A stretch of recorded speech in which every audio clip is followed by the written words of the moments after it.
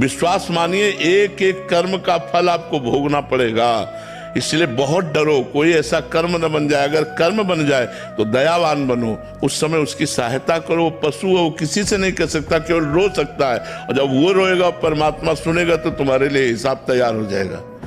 ये पशु पक्षी मूक हैं, ये किसी से बोल नहीं सकते, लेकिन ये रो सकते हैं। और जब ये रोते हैं तो परमात्मा देखता है, फिर उसका हिसाब होता है। इसलिए हम सबसे कहते हैं, मांस मत खाओ, शराब मत पियो, गंदे आचरण मत करो। विश्वास मानिए, एक एक कर्म का फल आपको भोगना पड़ेगा।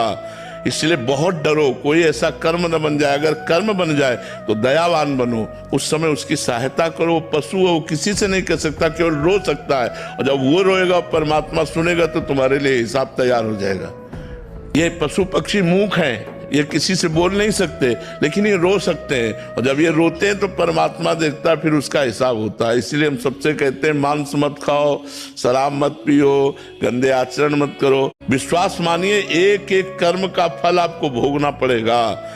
इसलिए बहुत डरो, कोई ऐसा कर्म न बन जाए। अगर कर्म बन जाए तो दयावान बनो, उस समय उसकी सहायता करो। वो पशु है, वो किसी से नहीं कर सकता, केवल रो सकता है। और जब वो रोएगा, परमात्मा सुनेगा, तो तुम्हारे लिए हिसाब तैयार हो जाएगा।